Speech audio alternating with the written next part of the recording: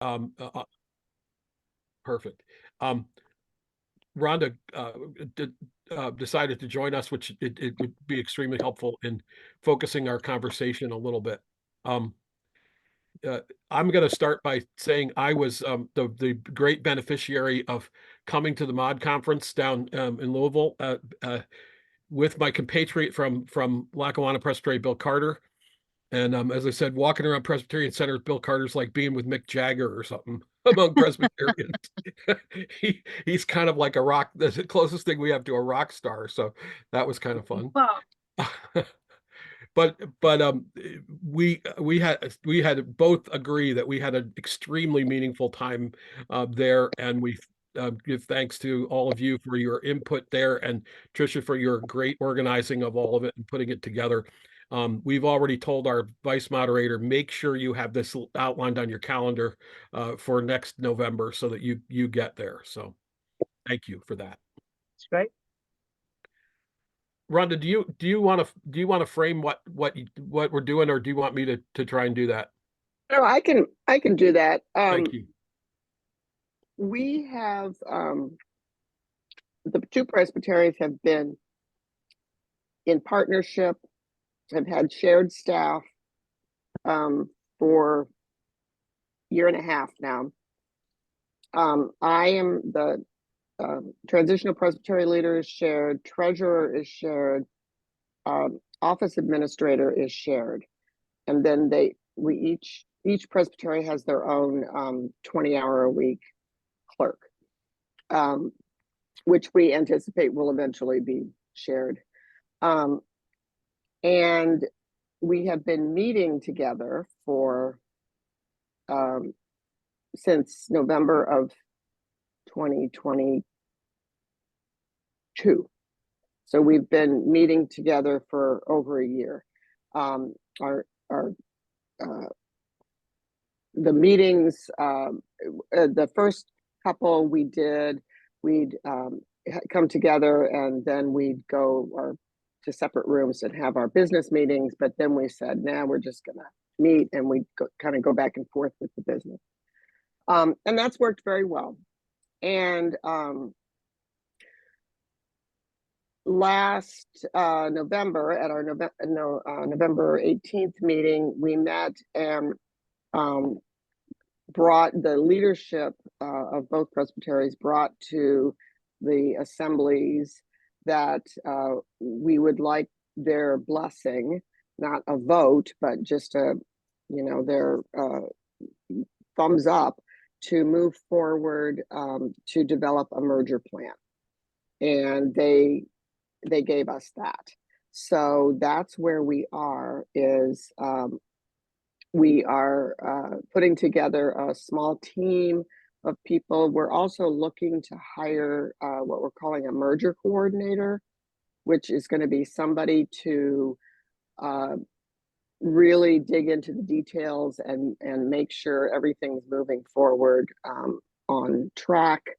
I am retiring at the end of August, and they're searching for a new general presbyter, for a shared general presbyter. So there's going to be that transition, and we thought also that if we had somebody doing the merger work, that would help with the continuity, and will allow the new person to sort of get their feet under them before doing all the merger stuff. So so if you know anybody who would be really good with detail work, and we're looking at a 1-year contract. The Synod is offering funding or grants to all the presbyteries in our Synod for, what are they calling it? Forward-looking. Kind of like the future of the presbytery, future-proofing the presbyteries. Future-proofing grants of $30,000 for each presbytery. And so we're going to put those together and pay for this coordinator. And then we'll obviously pay for the rest, split the costs of the package. So So that's going to be a year contract, but I'm sure it will be renewed. So that's where we are right now. We have gotten consultation from Jim Kitchens, who's worked through mergers with other presbyteries and is also in conversation currently with presbyteries who are considering it. And he helped us develop the job description for the merger coordinator, and he also helped us develop a timeline. And I should have sent that to you ahead of time, but so we have a general timeline of how we're moving forward. We want to get the synod to give us sort of approval, it more than in principle. I mean, we want to have as many details as possible by this fall so that they can give us approval, and then we would bring the final merger plan to them next or in 2025 for approval, and then it would come to the 2026 General Assembly. So that's where we are. And so anything that you heard that sounds like, oh, that's a good idea, or that's a bad idea, or you need to make sure you look out for this or that or the other thing, those answers to that would all be appreciated. Also, what your role, what you would want your role to be, and how often we would check in with you. You know, Forrest Clausen and Michael Wilson have never gone through a merger, and so they're helping to the extent they can. I'm sure they'll be consulting with you as well. So that's where we are right now. Would it be helpful to look at the timeline? No? Yeah.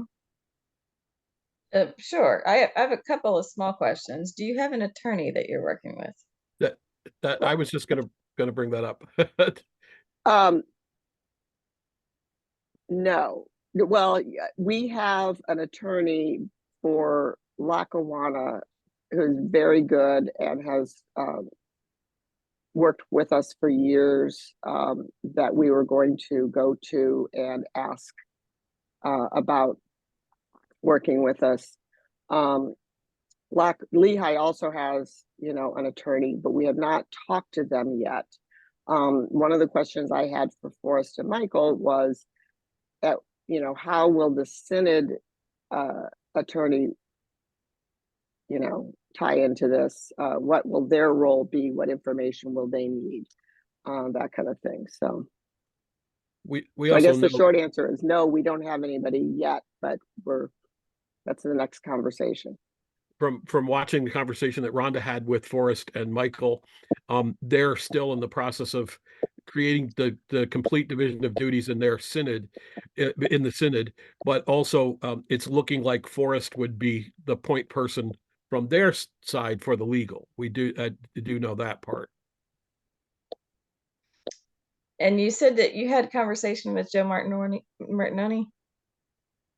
Or no? No, Oh, no. okay. Okay, I thought you did. So one of the things that the Synod of the Northeast did with the New Jersey Presbyteries is set up an administrative commission. And that administrative commission was empowered to make decisions on behalf of the presbyteries as they were merging, in case there were any pieces that were dropping off and were not able to be done. And so that may be something to consider. It may be, I think, two merging is going to be a lot easier, obviously, than 7 to 4 and pieces of one presbytery going in a variety of different directions and that kind of stuff. So you may not need it, but one of the reasons to talk to an attorney is to think about and get a checklist of all the things that will need to happen in the secular world and who needs to remain as the trustees from those presbyteries that will need to. I don't know whether you're going to create a new corporate entity and transfer everything to the new corporate entity, or keep one of the corporate entities, Right. just change the name. And so Yeah. only some things need to be transferred to that corporate entity. Right. You know, Right. it can happen in either way. And I think certainly in New Jersey, it happened both ways. So whatever seems the easiest in your presbytery. But one of the things that I like to focus on for presbyteries with congregations is make sure, if you can, that there are still trustees of the older entities available to help with the last minute things. Because even as you're doing all of the mergers ecclesiastically, and we'll talk about that, the secular world may go a little slower. and Slower than the church? I know, right? Where do you think they learned it? Right. So keep track of the trustees, who the trustees are and such. So yeah, I'll let Jan or Trisha comment. Lori, I just have one quick question. It's one of those lawyer questions that I ask. Is it better to have a lawyer who understands the Presbyterian process, or a lawyer who doesn't have a clue about the Presbyterian process? It's probably better for an attorney who does understand the Presbyterian process, so they don't get too frustrated at our processes, right? As we're going through the merger. Because, for instance, it's not going to just be whoever's serving in the EP or transitional EP role that can sign it. It'll be the trustees that can sign it and things like that. So, great, that's helpful. Other contributions along those lines? Somebody was about to comment when I interrupted, I think. Okay. From the standpoint of the Louisville and Presbyterian Center folks, is there a recommended committee structure that you would say you absolutely need to have these things for the new entity when you create the new entity, the merged presbytery? Well, the only one book of order required is a PJC, right? A Permanent Judicial Commission. And somebody to do the Committee on Representation work. Right. So there you go. There's the Committee on Representation work. There's a lot of work that can be done, but it doesn't have to be done with a particular I see. Good. Yeah. Committee structure. And while we're talking about PJC, that also can sometimes, I don't think, I'm certain Rhonda can answer for sure, but there are no active PJC cases that are floating around either one of our presbyteries, so we're fortunate in that regard. And exactly. I just came off being chair of PJC, and knock on wood, we had nothing the whole time I was the chair. So those are always good things. But does it make sense for us to talk about that, especially when we're legally, but also vis-a-vis insurance, and coverage for the presbytery and all that stuff, to talk about the covering stuff that happened in the old entities that now the new entity would be responsible for? Does that make sense? Yeah, you keep all your insurance policies from previously, etc. Okay, sounds good. And tell everybody to, behave themselves. So you don't. Right. yeah, we don't need any more complications right now, please. Right.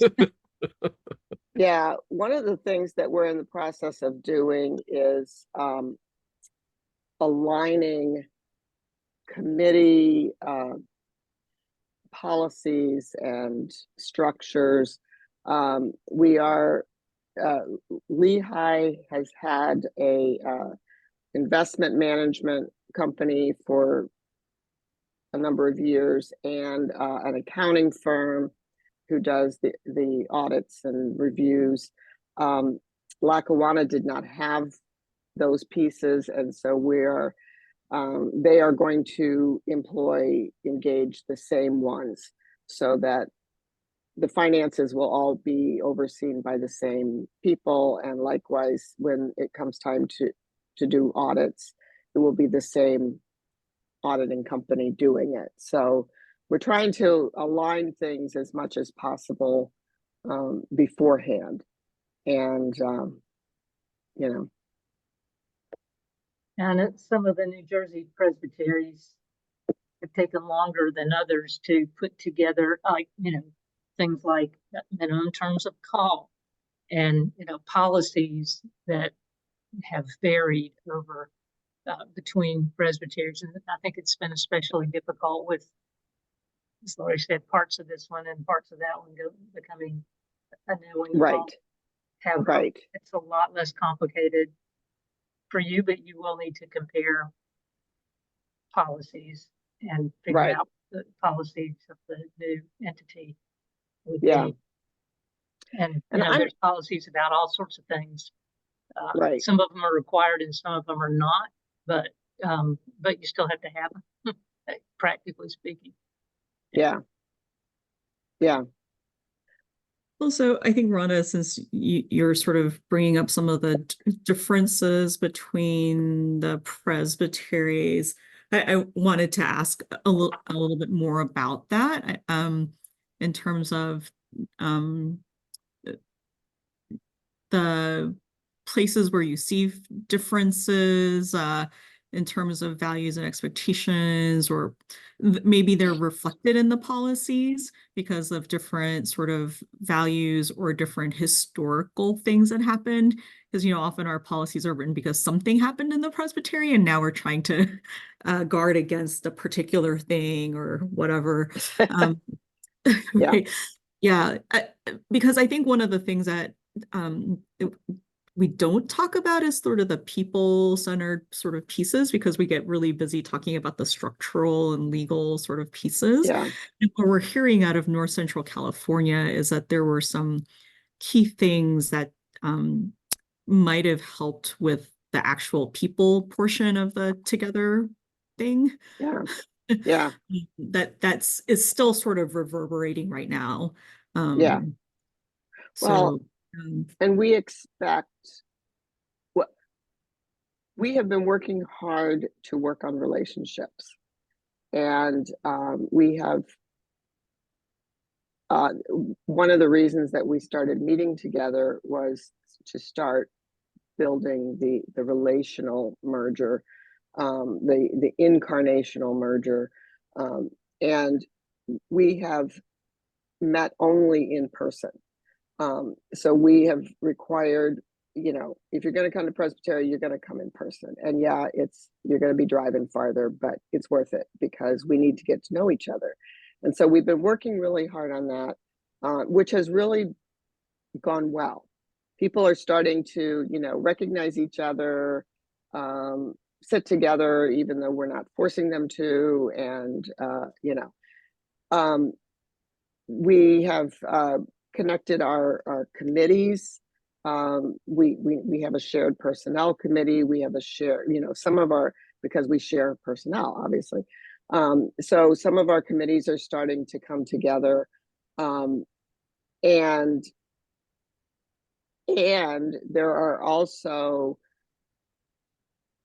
cultural differences within the presbyteries. Like there is a huge difference between the Lehigh Valley churches and the upper tier churches within Lehigh.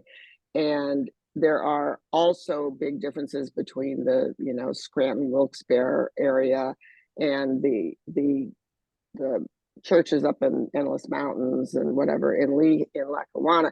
So, but the two sort of outlying regions are very much alike, so we do have similar sort of rural, very small town, very small church cultures in both, that we're trying to address by bringing resources to them that will bring them together to know that, oh yeah, they're like us. We have the same concerns and issues.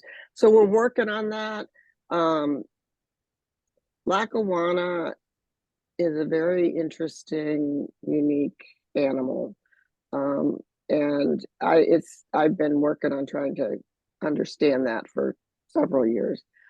They haven't had leadership in a long time. And so they're sort of very, everybody sort of does their own thing, and not a lot of it has anything to do with the Book of Order. And so they've just been sort of floundering. And so we're trying to sort of bring them together into, being a solid presbytery. Lehigh has been pretty solid for a long time. And so we're trying to work on that sort of difference in culture as well. And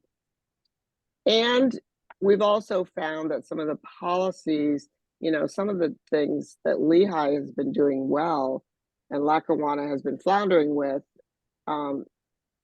there's also the reverse. There are things that Lackawanna has a really good policy or a really good process for something. And so we've adapted that, or Lehigh has adapted that. So we're working on all of that. We're aware. Yeah, that's but great. it's also, it is a real thing. I understand that. Yeah.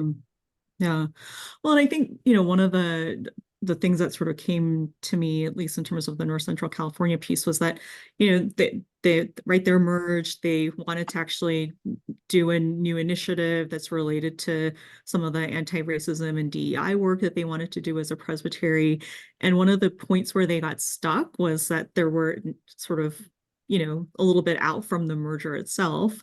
There were some rumblings of like, well, I mean, it ended up that this sort of presbytery's culture won out, or, these sorts of policies or whatever.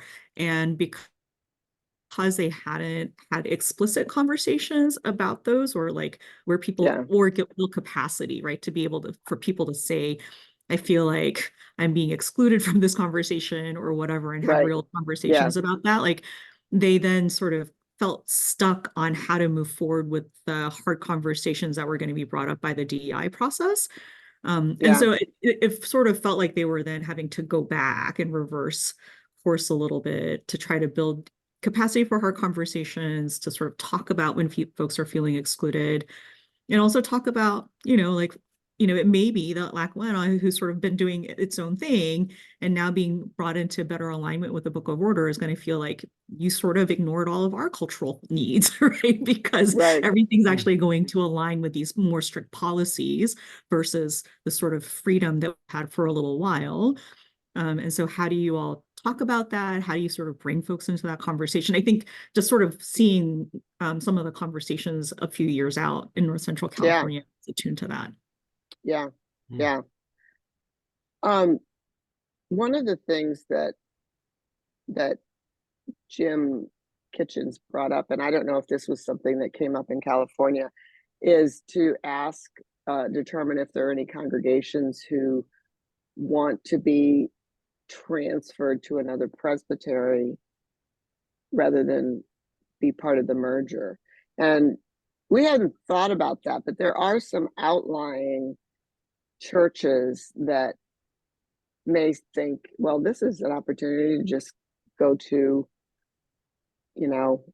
another presbytery.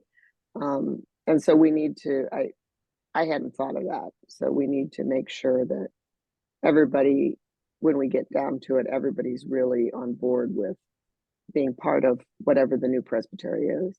I just went to the Lackawanna site and saw the list of documents and the timeline and everything from what you've done up until now, and including the map. Trisha, this will warm your hearts about the map of where all the presbyteries are, where all the congregations are. So I think that's a good thing to have, a visualization, right, of where it is and what does it look like. And we have, that map has been front and center at all presbytery meetings, in all conversations, so that people can visualize what we would look like all together, and we're, and where those churches are, and I mean, it's going to be a big area, not as big as, Wyoming or whatever, but that's what people are complaining about. Oh, it's so big and we'll have to drive so far. And it's like, we'll figure it out. Well, and in our awareness about that too, I know that's already been going on, and then Bill Carter and I have been working together to plan our presbytery meetings for the coming year. And we're very sensitive to the fact that we're trying to keep a lot of those meetings sort of in the center, if you will, so that it's sort of equidistant so that we don't get, and then making sure that we don't go to too many Lehigh churches versus Lackawanna churches for some of those meetings. Simple things like that can head off some animosity at the pass, hopefully. So that's another active thing. And then finally, at Bill Carter's insistence and my agreement, we're putting a real focus at each presbytery meeting. If it's not the total focus or the main focus, it will definitely be an element of resourcing, supporting, strengthening small churches, because we all have them, both presbyteries have them in abundance, many of whom don't have pastoral leadership, and many who think that the presbyteries have abandoned them. So alongside of the merger process, we're going to try and make the presbytery more relevant to some of those small churches where that's possible. So the Bill is a great resource for that because of his experience actually teaching Credo. He brings a lot of those tools to us that he teaches at Credo, and it's extremely helpful. That's great. And I see that you had you've had a number of gatherings with the teaching elders and CREs first before the formal meetings together. And then you've also had a visioning team together. So what has come out of that the last year? That has, well, the meetings, the gatherings of the CREs and teaching elders has been really, really valuable in developing friendships and resourcing one another, and that's been very, very helpful because the clergy and the CREs are going to be the ones who are really going to help, I think, help their congregations see the value of this. And if they have those relationships established and know that, people in the other presbytery, don't have three eyes and, green hair or whatever, that they, they're people just like us that have the same issues and concerns, and they're very nice people. So that it has been really, really helpful. And then what was the other piece that you said? It looks like you have a visioning team together. Oh, a visioning team. Yeah. We have been very intentional about getting them together.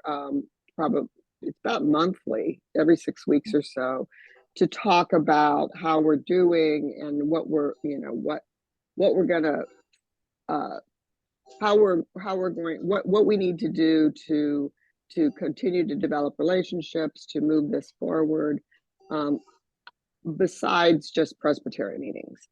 I mean, they're important, but they're not everybody. And so we've been very intentionally trying to work on the committees and how they can work together, and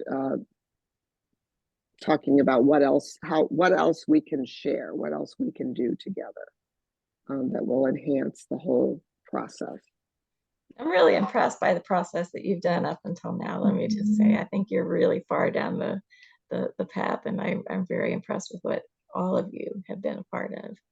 Oh, well, thanks. Thank you. It's been a lot of work. Good to hear. Yeah. I could tell.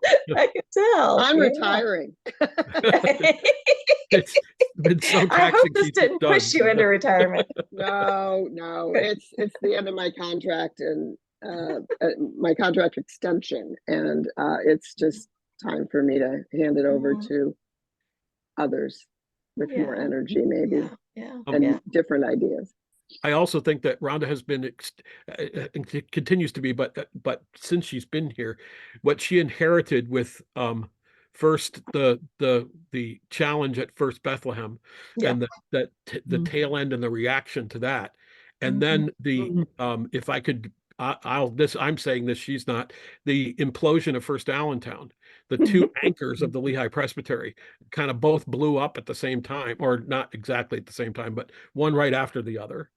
And they both are, I'm very happy to say, very strong today, and that's not in any small part due to Rhonda's leadership in helping them accomplish Yeah. some of that. Yeah, I don't know about that. There was also a pandemic in the There middle was of also a all that, pandemic, too. exactly. So all of those things So, you helped us navigate very well. yeah, And then the other weird thing, of course, up here is if you're up here, somebody should drive you past it.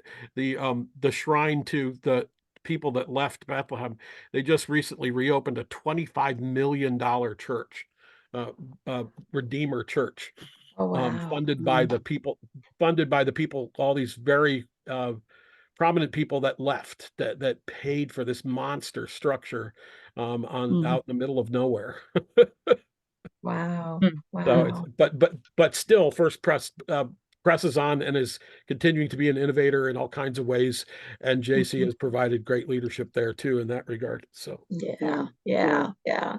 One of the things I've always been very impressed with, I think, with the congregations and the people in the congregations that I meet in this Pennsylvania, but the central area of Pennsylvania, is how strong they are in the Presbyterian sense. They're multi-generational Presbyterian mostly, um, and they really have a strong connection to the denomination, um, as well as education. The idea of lots of education, and so you all have a lot of strengths going into this merger, I think, and you've been doing it the right way. Yeah. A couple of sort of nitty-gritty details. Yeah. The investments, I mean, they're both presbyteries have, you know, designated funds and, funds that are committed to particular purposes. And how is that all sort of teased apart, or can it be? Yeah. Right. Again, that's where you're going to need some professional help Yeah. with an attorney to help you, and then someone who's very familiar with finances, and Jihan can help with maybe who might have those skills, but then they can work together to see if there are any things that they would need to be taken to the secular court to get repurposed is essentially what would have to happen. So you need to have those professional people in order to implement after they've all been reviewed, and it may take a while to review them. I'll let Jihan talk Yeah. and be quiet. Yeah, I mean, yeah, that my question was going to be whether you were talking about the sort of, I guess, teasing out in terms of redesignating if the designations actually no longer fit once you do the merger, or whether, I guess, in what way you were sort of talking about the teasing apart. Well, just can they be redesignated? And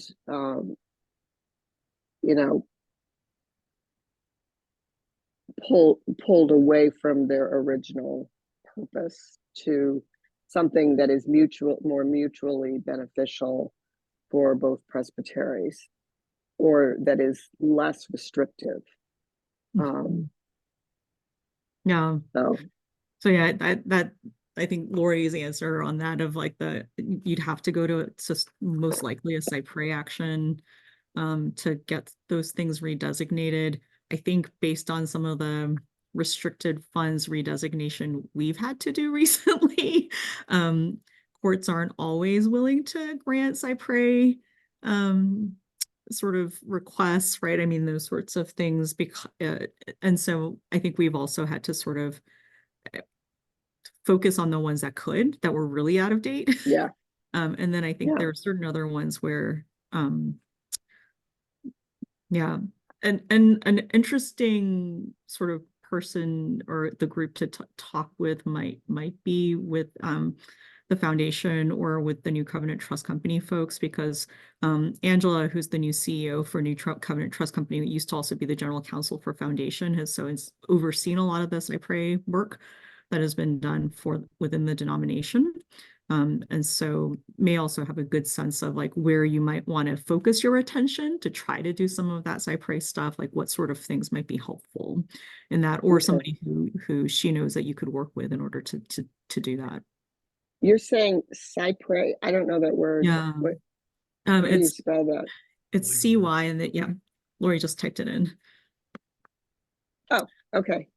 Yeah. It's a legal term for essentially repurposing those trusts and such. And and they're not going to do it if there is still a reason for the trust. They will only do it if there is no reason and there's there's something better, if it's just sitting out there. So that's why it's really important to get some folks who are familiar, the attorneys with, and that attorney may be very different than the other attorney that's helping you with the corporate structures. Right. I also know, Rhonda, it's all the funds are still with the Haverford Trust Company, right? Lehigh's are, and Lackawanna's are. We're trying to do that. The Haverford Trust is an old line Philadelphia investment firm that's been around forever. And so these funds were put in there a long time ago, back in the days of Bethlehem Steel. And so that's a great advantage to have a company like that that can also provide us with that kind of advice. That's right. Well, in Philadelphia or Pennsylvania, I think has some different rules, right? So even for foundation and New Covenant Trust Company folks, they have different things going on for Pennsylvania. So that's great that you have a trust company that's based there. Because of the old Commonwealth status, I've talked to attorneys who say, I only work in Lehigh County and Northampton County. Because every procedure is different in every county. And they've got these weird antiquated things like to file a lawsuit, the attorney personally has to show up and to file the lawsuit, and then charges that hourly rate back to the client. So a friend of mine always used to bundle his together so that one client would, 4 clients would share one hourly rate for him to go file lawsuits. Yeah. So there's crazy stuff in this state. Wow. To broadly respond, it is possible to do that, as Juhan's been involved with a variety of things going on with the OGA, with the funds that come into OGA and Presbyterian Mission Agency and such. So it is possible. It's not easy. So that may be a long-term thing and project to. Well, that's was going to be a question, is how much of all of this has to be done by the time we come to the General Assembly and ask to merge? I mean, does it all have to be, tied up, or? No, and that's why I started out with make sure you still have the trustees of both of the previous entities, because even when you merge, there's all these other things that still are probably going to be going on in the secular world. That you'll need the trustees to be able to sign off on, to be able to transfer whatever you need to transfer and such. But we'll need, the name, the geography, the bylaws, what are I mean, I read the overture for, when was it? I think it was a couple of the Washington State presbyteries that merged. It was a paragraph. I mean, it was a very simple overture, and I was expecting all of the details and the bylaws and the this and that. And so It's to me, it's more important that your synod has all of that details, because your synod is the Okay. one that will make this thing, and then whatever the synod does would get approved by the General Assembly. Okay. Okay. Speaking of geography, I have a question. There is a part of a county or something that is in question between Susquehanna Valley and Lackawanna that is trying to, that the OGA is trying to clear up. And we would have to go, we, Lackawanna, would have to go and change our bylaws to accommodate that little change. Do we go ahead and do that, or can we wait until the merger to just sort of get it all fixed at once? Well, what we're trying to do with every presbytery in the denomination is to get the description, the accurate description of a moment in time that can always change. But so I don't remember the specifics. I know we had emailed about this a little bit. We would want to make sure that between, is it Susquehanna Valley and Lackawanna, that the descriptions of both of those don't conflict with each other at this General Assembly. And then if you want to 24 change, General Assembly, pardon me, this coming General Assembly, yes, 24? this Okay. General Assembly, what we're anticipating, every synod will send an overture to the Assembly that basically says, approve the following descriptions. The geographic district of the Presbytery of Lackawanna is this, this, this. In fact, I was just working yesterday on getting the consistent language for Trinity. We just want to make sure that, well, if we say something about a Presbyterian Synod of the Trinity, that what gets said about a Presbyterian in the Synod of the Northeast doesn't conflict with that. So you're not claiming the same part of the county or something like that. Okay. Now, and what I've been saying is a lot of these things are a little bit like puzzle pieces rather than linear, because your boundaries will be what the General Assembly says they are, regardless of what your bylaws say. But your bylaws will want to be accurate. If something's actually going to change, then we'd want the presbyteries to agree to change in this particular way. And some things that we've been dealing with are just clarifications where it just wasn't clear. And some things are, well, it really makes more sense for this to go that way instead of this way. Right. So, but you're going to have to change something eventually. Obviously, if you merge, it's going to change, but you may need to adjust based on just being, if if two presbyteries both think they have a certain sliver of a place, we need both of them to decide if it makes more sense to do this rather than that. It's a pretty complicated situation. Yeah. We set out just to get the information, and we found out the information wasn't consistent, and there were gaps, there were overlaps. Sometimes things just don't make sense. What river are you talking about? Or is it, what street that doesn't exist anymore? Or the old barn over there, or the railroad tracks or something.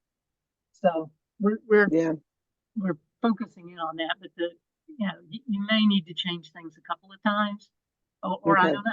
I mean, so we can tell you what the descriptions are of the other Presbyterian question. Well, the clerk from Susquehanna Valley sent it to us, so we have the description.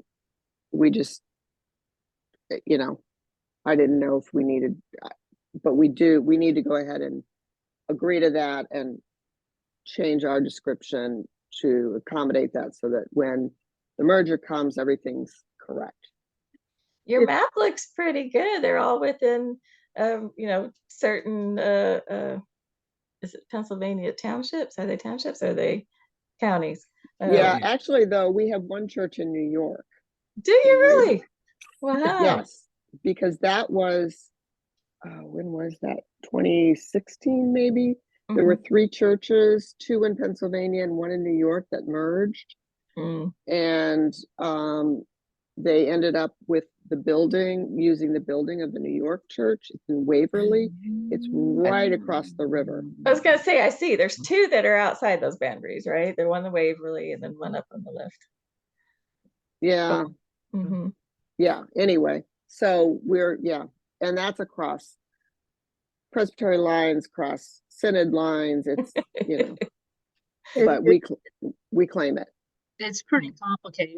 And one of the things that we discovered, there are more than I would have expected of exceptions, where there is a church from one presbytery that is smack, you know, is in the bounds of another presbytery's actual geographic district. And I thought there might be a couple of exceptions, but there's exceptions all over the place. And where it really doesn't make sense to draw a line around that church. And so the descriptions are saying, with the exception that this congregation in this geographic district is a member congregation of the Southern Presbytery, and then we're putting those exceptions in both of the presbytery's descriptions. Yeah. And sometimes it comes down to, if that church weren't there anymore, would it make sense to have that boundary, or not? Yeah.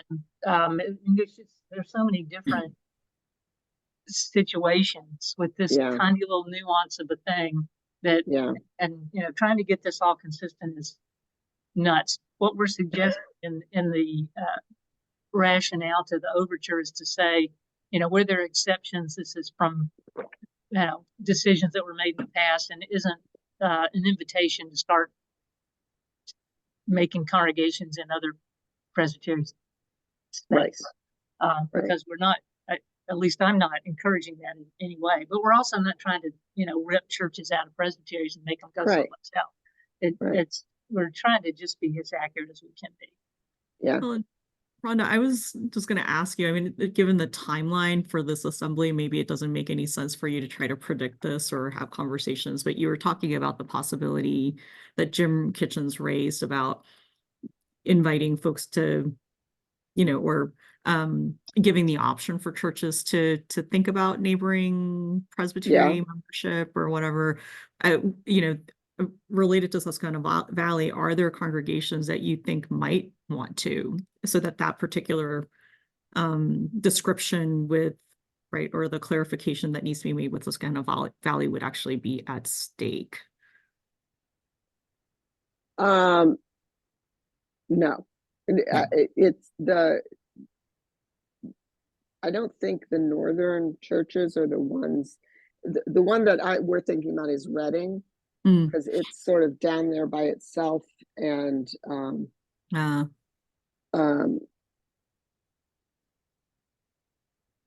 don't think there are. I mean, we could ask, but I don't think there are other churches who necessarily want to. Although at one time, when Bethlehem had blown up and everything was looking like Lehigh Presbytery was not going to survive, there were people on the churches on the Delaware River who were reaching across to ask if they could bail out and go to Newton. It was Newton at the time. And but then that all sort of simmered down, I guess. But anyway. And Rhonda and Don, I want to go back to your question about what the General Assembly needs. And I need to rephrase that, because there is an overture coming from the Synod of the Northeast to do a permanent commission, administrative commission. That was going to be my next question. Yeah, those folks would then look at all of the requests to merge or to shift boundaries and such. My guess is that if that happens, the folks that then participate in that will develop their own process and their own, and what the requirements that they would like to see on behalf of the General Assembly. Okay. Yeah. Okay, yeah, that was gonna be my question. And we sort of go back and forth. Sometimes we look at the timeline, it's like, well, we can, we're gonna be ready before, July of 2026, and it seems a shame to wait. And then on other days, we're like, oh my gosh, are we ever gonna get this done by then? So it would be nice to have that option of, when we're ready to go to the new commission and say, do we have everything we need? Can we just call this done? So It makes a lot of sense relative to timing. yeah, It does, and because of the way General Assembly works, I think in the past we've really relied on what the Senate has done and the Senate gathering all that information. But if there is an administrative commission that's ongoing, they will probably develop their own things that they would like to see from the Senate for each of these. right. Nice. Yeah. So I'm hopeful that is approved, but yeah, we'll see. So, well, feel free to ask the Synod of the Trinity or any presbytery to concur with the. I hadn't seen the OGA. I knew that they were working on something. Yeah, absolutely. Yeah, I don't think they've approved it will. yet. They've got a meeting next week or in 2 weeks or something, in the next 2 weeks, and where they would. Yeah. Well, I know Michael Wilson was. I had asked him about it, and he said he knew something was in the works. So the Senate State Clerks did talk about it, and Nancy Talbot was reaching out to other folks saying, wouldn't it be great if a bunch of synods or all the synods decided to say, yeah, we need this? Yeah, well, we would definitely want to concur with that, because it's in our best interest. Well, I would think too, not the case with us, but those presbyteries that finances are a real issue for, having to wait, even if they have all their ducks in a row, could be disastrous in that sense. Yeah. Them running out of money before they get approved for a merger. Yeah. So, and the Northeast was asking for this kind of flexibility even before the pandemic hit the 2020 assembly. Yeah. Because they knew they would be ready.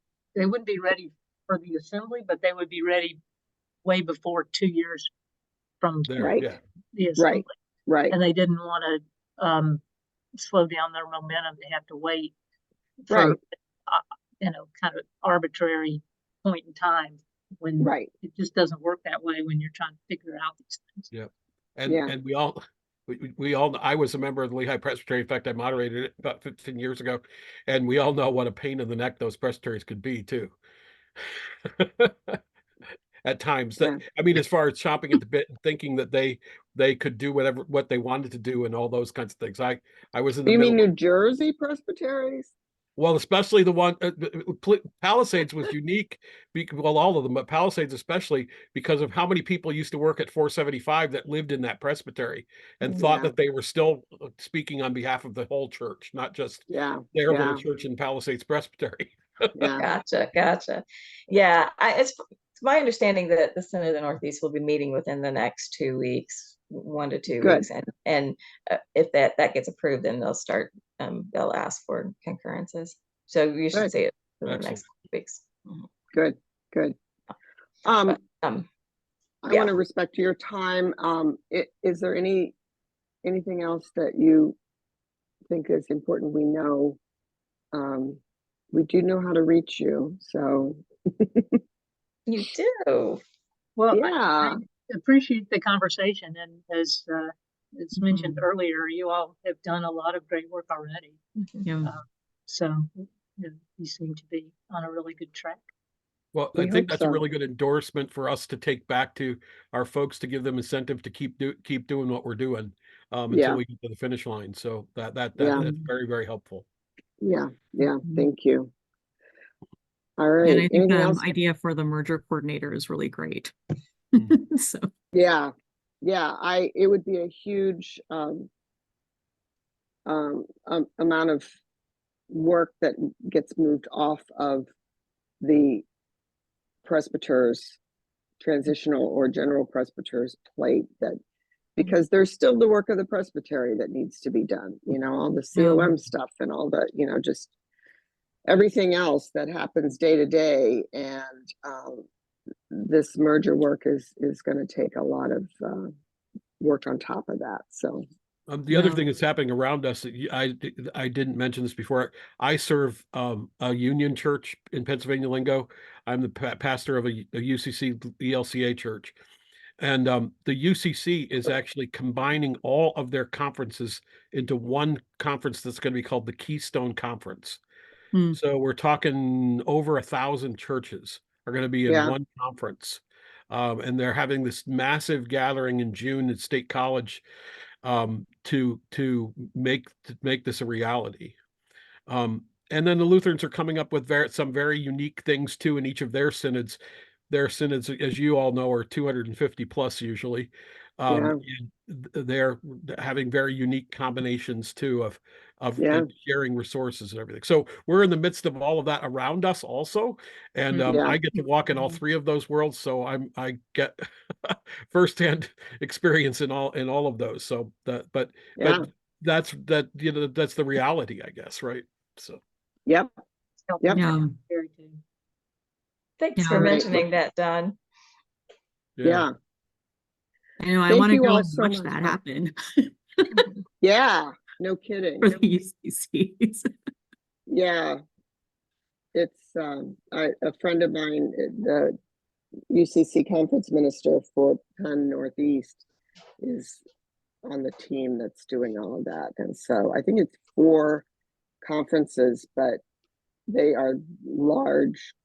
It's literally the whole state of Pennsylvania. It's Penn Northeast Conference, Penn Southeast Conference, Penn Central Conference, and then whatever the Western. I don't even know what the Western Pennsylvania one is. Yeah. So is it like if we just went to synods? Yeah. If you took the like the whole Northeast and put it all together, that's basically what it's going to be. And they're going to use regional people, satellite offices, all that kind of stuff. So they're going to have coverage per se, but in the UCC, it's a whole different whole different animal of supporting the churches, because they don't have to associate with you if they don't want to. So that's the other thing that will be interesting to see what comes out of it. But it's certainly something interesting to watch from your perspectives, because it's the wave of the future. UCC's already done that in New England and a couple of other places. Yeah. Well, and I've told Forrest Clausen that, Lehigh and Lackawanna are the first, but not the last. And there are going to be other presbyteries, even coming to him saying, "We're done. Here are the keys." Just like churches do. So the Northeast is having their own, different. They did New Jersey, but there's upstate New York has its. Yep. So anyway, all right. Well, thank you all, and have a good day. We appreciate it. You too. Thanks for joining us and sharing your time with us. Bye-bye. Absolutely.